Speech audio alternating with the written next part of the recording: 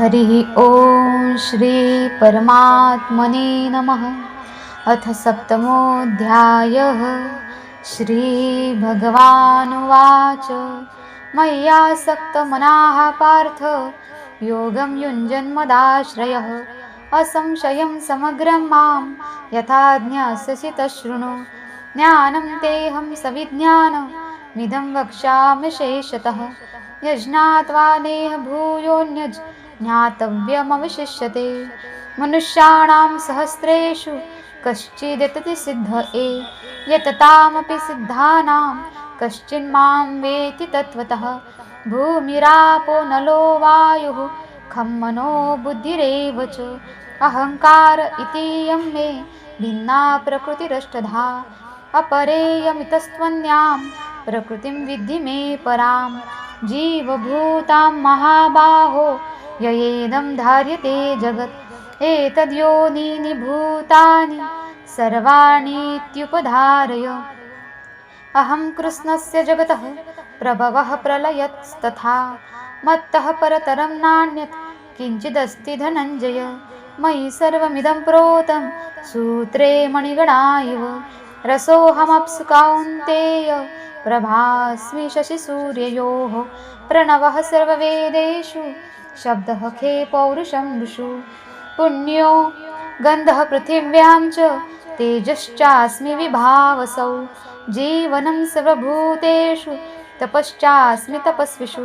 बीजं मां सर्वभूतानां विद्धि पार्थ सनातनं।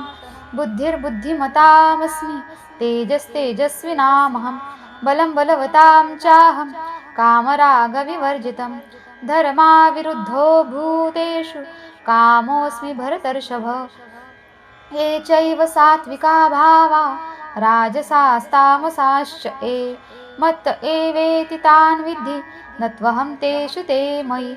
त्रिभिर्गुणमयैर्भावैरेभिः सर्वमिदं जगत् मोहितं नाभिजानाति मामेभ्यः परमव्ययम्।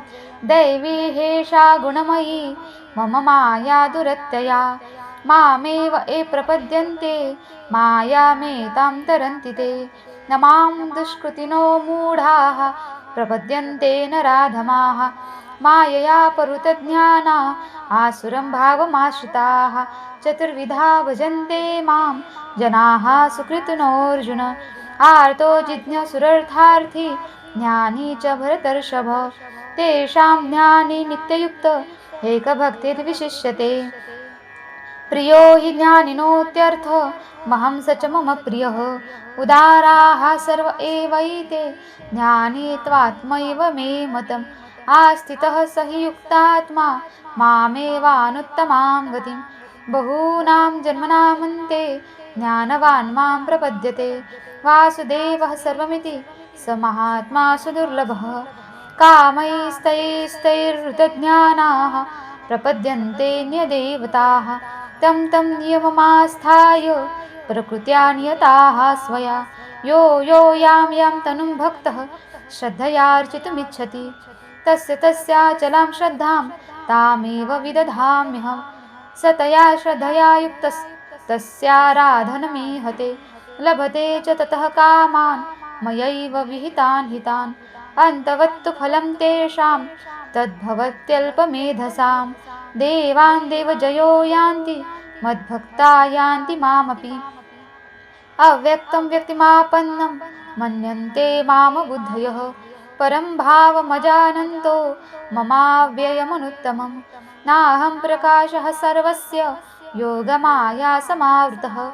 मूढोऽयं नाभिजानाति लोको मामजमव्ययं। वेदाहं समतीतानि वर्तमानानि चार्जुन।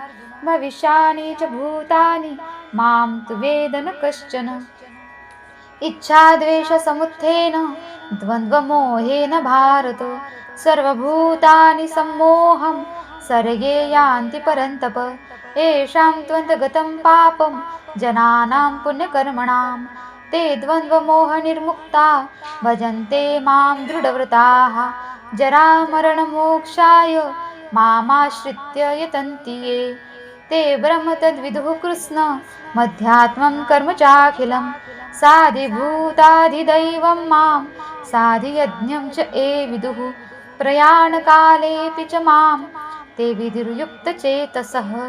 हरिः ओं तत्सदिति श्रीमद्भगवद्गीतासूपनिषत्सु ब्रह्मविद्यायां योगशास्त्रे श्रीकृष्णार्जुनसंवादे ज्ञानविज्ञानयोगो नाम 7मोऽध्यायः।